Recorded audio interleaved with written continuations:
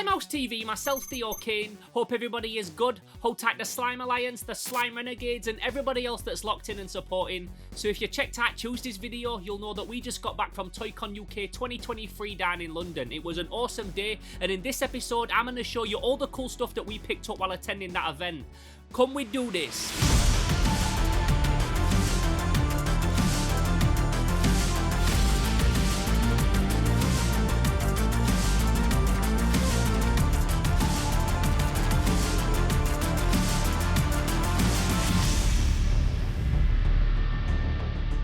So as I just mentioned on Tuesday, I dropped a big video covering an epic event that went on down in London called Toycon UK 2023. It's an event that I try to get to every single year, and in Tuesday's episode I tried to cover the whole event and just show you the vibe of what actually went down. And I also said in the end of that video that the next episode that I were going to be dropping would be showcasing all the cool stuff that I picked up myself while I were at the event. So that's what I'm going to show you today, all the cool stuff that we picked up while we were at Toycon 2023. This year was Toycon's 10th birthday, so I knew that it was going to be a big event, it was going to be very busy, and there was going to be a lot of stuff to film. Because of this, I also knew that me picking up anything for myself were going to be like second priority. My main mission for that day was bagging footage and speaking to cool toy designers. Also, Realhead from Japan was selling his new stuff, Two Petal Rose was there, Concrete was there, so many different designers that sell stuff that's really sought after. People queue for hours to get certain low-run toys here, and as soon as them doors open, there's this mad rush of everybody heading over to their favourite toy designer's booth, and we really wanted to try and make sure that we captured a bit of that. A lot of the crowd that are into this stuff are probably very similar to the Jordan sneakerhead kind of crowd, in the sense that they'll queue for hours and hours to get hold of exclusive pieces. And rightly so, because so much of this stuff like triples in value the second that these people leave the venue. For example, the black bandana Ninja Turtle that I showed in a recent video by Realhead that was getting sold as part of the Ninja Turtle movie screening that night are already selling for crazy amounts on eBay, like triple, double, and even more. It's crazy. So you can fully understand why people are so eager to pick up a piece from their favourite artists, because if they miss out on them there, then the only ones that they're going to be able to get hold of are ones that are on the aftermarket, and they're going to come with a very high price tag attached. Now, like I said, we were there mostly just filming. I was not trying to pick up any exclusive toy to flip or anything like that. And when it comes to grabbing something for myself, I just cherry pick stuff that I like the look of. I'm not asked about going after like a real high-end exclusive piece. I just pick up stuff that I think's cool and speaks to me personally. So when I go to Toycon, I just try and pick up a couple of pieces for my own collection and film a bunch of dope YouTube content. And it's safe to say that this year, like all of the other years, I was lucky enough to get lots of both.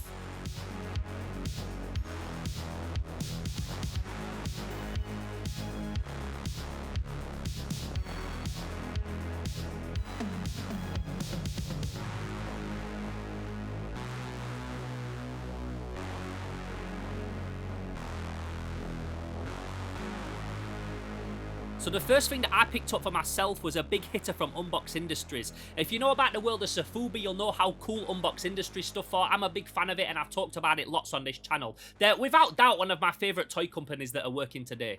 Over the last year of working with Toycon, I've made good friends with Dan, who is one of the co-owners of Unbox Industries, and they're just a company that does lots of cool collaborations with artists and different IPs.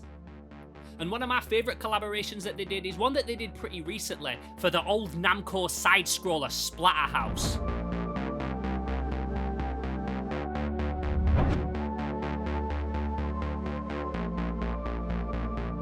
Now I love these games. Recently I even completed a couple of them again on the little Evercade handheld device, and when I saw that Unbox Industries had brought some to Toycon, obviously they grabbed my attention. Now I saw this thing as soon as we got there, and at this point I'm trying to film the craziness of the event and the queues and everything that's going on, and I saw it and I knew that it were probably going to get swiped up soon, so I just said to Dan and the guys behind the till, please just get that and put it behind the back and I'll come and pay for it later, because I don't want to miss out on it. I know I'm supposed to be filming, but just put that to one side for me, because I don't want to leave knowing that someone else has bought that before me. Now I've got a ton of love for these old games and the designs and the creatures that are featured in them and stuff like that, and the fact that Unbox Industries had done a collaboration with them, it's like a match made in heaven to me. They also did a few different versions of this Rick figure in different colour schemes with different heads and different weapon loadouts and stuff like that. But I really liked how this guy was just all in black, with some parts of him in matte black and some parts of him in gloss, and it's going to look really good displayed next to some of my other more vibrant Sofubi pieces, and a pickup that I was really glad to get early on in the day, and one that I'll continue to enjoy looking at on my shelf for many years to come. I'm also really glad that I did get this thing at the start when I did, because I found out that they'd only brought 2 with them, the other one being picked up by my friend Dan Plastic from the Toy Division livestream. So it's really cool that he got one as well, because not only is he my friend, but he's also a guy that has tastes in toys that's very similar to my own. Loves that weird, gross out 80s shit. Also, speaking of Dan Plastic, it was really good to see him and some of the other guys from the Toy Division podcast. Andy's Toys and Models and Empire Toys 1138 were both there, and they're usually lads that I see around the vintage toy fair, so it was wicked to see them enjoying their first ever designer con. And the reason that they were there is because they'd all been convinced to come by my friend Ryan from Rise Toys and stuff, who is a dude that I've known again through the vintage scene for many years, but he's also a big Sofubi fan and a very good friend of mine, so again, awesome to see that guy there as well. And between him and Dan and the others that they'd brought, they literally spent hundreds of pounds on Unbox Industries blind boxes. Which makes it safe to say that although they might have walked in as strictly vintage toy collectors, they definitely walked out as designer toy fans. Another guy that they brought along with them that I enjoyed meeting for the first time was Ben from the Talk Toy To Me podcast. He was also getting involved in the blind box action, going for the Uzumaki blind boxes, one of which he gifted to me as well because he got a double, which was very kind of him. And overall, it was just really cool to get together a bunch of guys that are all from different factions of the toy collecting community, designer toys, vintage toys, YouTube, podcasting, live stream, and all just get together and open some blind boxes together at Toycon. It was awesome. Another really cool piece that I picked up was actually a gift from Transmission Toys. Now, if you know me, you know that I love old 80s horror movies. I'm a big fan of John Carpenter and They Live. I love John Narder and Roddy Piper. And I also love old school 80s and 90s wrestling. So when I saw this particular Sofubi piece on their table, it definitely stood out to me. Now, Transmission Toys are another very dope company that work with lots of different cool artists and have lots of stuff that's inspired by old 80s IPs and cult stuff and that kind of thing. And like I said, just in general, a big fan of what they do. They brought real cool stuff on their table that day and they just put out really cool stuff in general. So I was very taken back when they gifted me one of their pieces. So this guy is the Gressler, a dope Cyclops skullhead wrestler figure, and because of his paint job, this particular version is called the Perfume on a Pig edition. It also looks very cool displayed next to my own They Live inspired toy that I made for Toycon a few years ago called Formaldehyde Face, and one that I'm very grateful for, and again, very happy to be able to add to my own collection. Another toy that I got gifted to me was the Space Cadet from Riker, and this is a toy that I've actually got a little bit of history with. So a few years ago when Riker was first getting this Sofubi made through Nema Studios, I was the person that was tasked with designing the 3D schematics for it so that it could be taken from a drawing to a 3D print and to a Sofubi. Now that was years ago, but this was actually the first time that I was able to meet Riker in person and talk a bit about the toy's production. And because I didn't actually have one of my own, Riker very kindly gave me one to take home with me. So very happy with that, not only obviously because it's a really cool figure, but when you've worked on something, it's also really cool to be able to have one for your own archive. So again, shouts to Riker for that, because he didn't need to give me one of them, but the fact he did means a lot, and I'm very happy to now own my own version. Oh, there's a table! Let's do it. There's a table, man. I don't know if there's Oh, no way, you've got one of the helmets. I got one of the helmets. Hard to get with that. Oh, you've even got a little head in it. A little head in it. It creeps a few people out. That's incredible. Now, someone else that I was buzzing to see, and that I'm always buzzing to see, is a very good friend of mine called the Ancient Mariner. So this is a dude that runs eBay auctions. His eBay auctions are like famous in the Japanese toy community here in the UK because he sells absolute gold. I've got a Red King, but I don't have this one. Nice. Yeah, the Red King's a good one. I got it from Mandarake in Japan, like it was. Yeah. Like in person? In person, yeah. He's literally the biggest Japanese vintage toy dealer in England, and he always comes to Toycon with a real bag of cool bits for me to have a sift through. This year was obviously no exception, and he not only brought me a bunch of stuff for me to take home, but also some cool bits just to show me from his own collection. Yeah, good for you, got your stash. Be prepared. You ever seen that? No, what the fuck's that? Oh no, I have seen that. I have seen it, but not in person. Yeah, it's quite an unusual object. It's like an alien, it's a proper licensed alien bingo game in Japan. That's incredible. I think it's Tsukada or something. I love that. It's pretty crazy, isn't it? Yeah, that's dope. Are they trying to get a pop? Obviously, I wanted the old weird xenomorph Japanese game, but that was from his own collection. He did, however, hook me up with some real nice Ultraman Kaiju Bullmark minis. I love these little, I've got some of these little Yeah, they're the remix of the Bullmarks, aren't they? The repos, but made small in like the 90s. They're nice though, they've got really nice colours. I like these a lot because even though they're smaller versions of the classic Bullmark figures, they still have the same articulation of them, so it's just like owning mini versions of the bigger figures that were released in the 60s and the 70s and then later on in the 90s and stuff.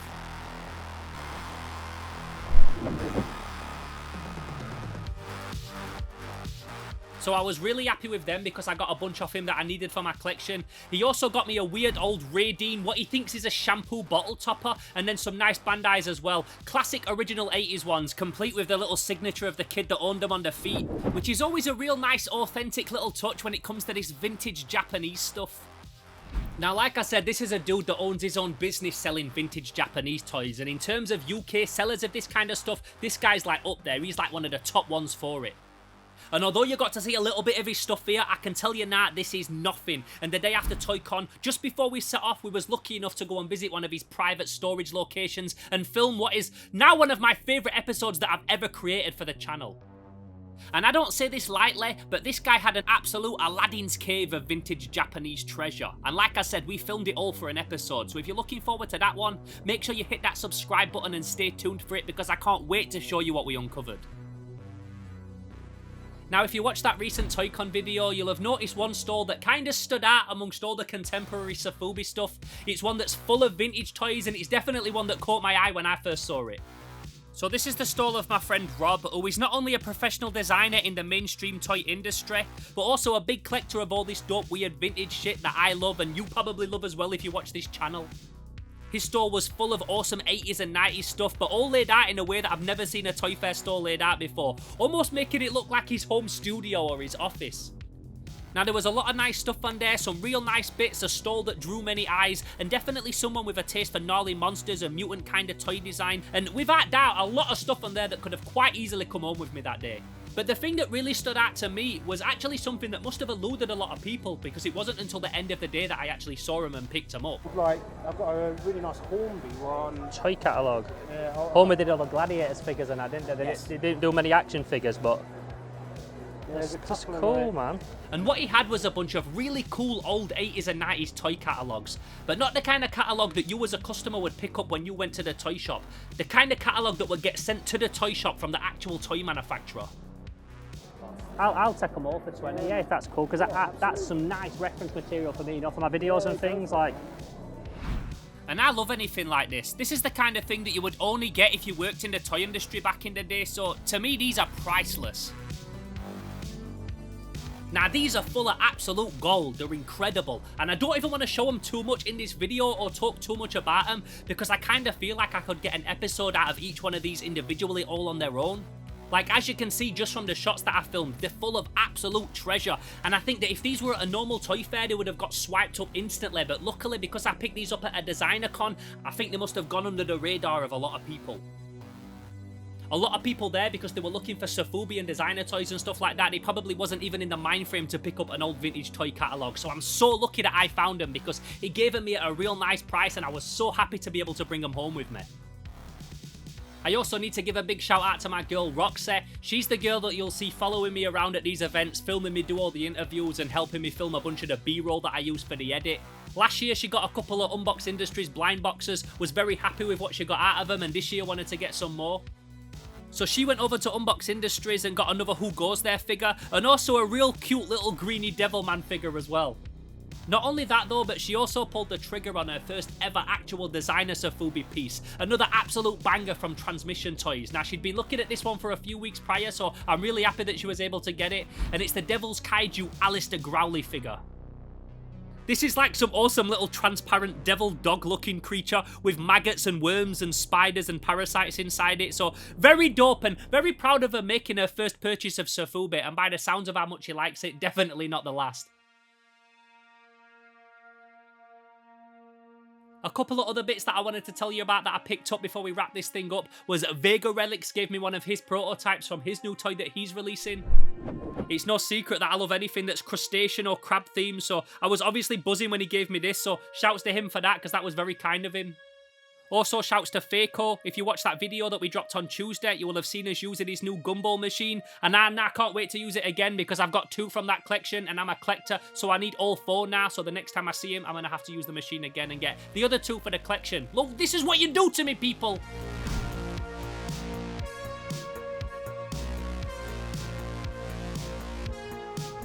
Z&G Toys was also there, who is a really cool toy designer that brought his new My Pet Monster inspired piece to the show.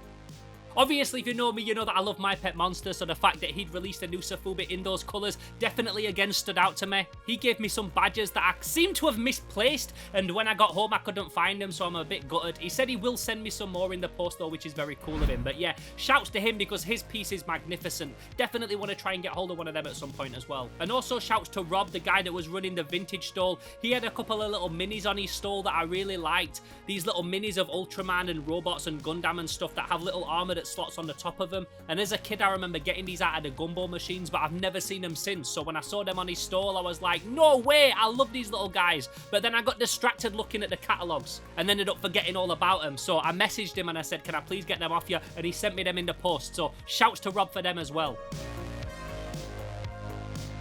And the third thing that I want to shout out Rob for is that he also gave me one of his Sofubi that he made called Bullmark. If you know me, you know that I love Mad Balls and Boglins and Garbage Pail Kids and all that kind of thing. That's my shit right there. So again, very taken back to receive this, and just another prime example of how cool the Toycon community is. I came into this community randomly about 6 or 7 years ago, ended up at one of their events just by chance while I was down in London for a Don't Flop battle rap event, and I've honestly never looked back. The whole scene is so welcoming, and it's why I always make the effort to come every single year. I love seeing all the regular faces and chatting to the artists and the collectors there. There's always so much passion and talent in the air, and I always come away feeling so alive and inspired.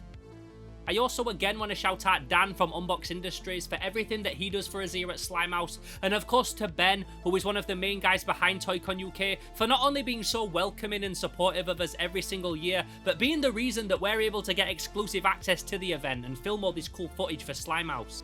So yeah, shouts to both of them guys forever and always, because I love this event, I'm so proud to be a part of it, and the fact that Slimehouse and Toycon and Unbox Industries are like that now, like, that means the world to me. I love that shit. So there you have it, that was all the cool stuff that we picked up at Toycon UK 2023. Do you like what we came home with? Did you see anything else in that footage that you would have not been able to leave without grabbing? Let me know down in the comments below. Did you come to Toycon 2023? Did you pick up anything cool yourself? Or if you didn't, did these videos that I've dropped recently twist your arm and convince you to make the effort to come to the next event? Again, let me know down in the comments below. If this is your first time checking out the channel, then you're very welcome. I'm Theo Kane. This is Slimehouse TV. I do videos every single week, so if you like the vibe of this video, chances are you're going to like the other stuff that I upload as well, so go back and binge the back catalogue. And let me know down below who you are, what you collect, and where you come from, because like I said, you're very welcome here at Slimehouse TV.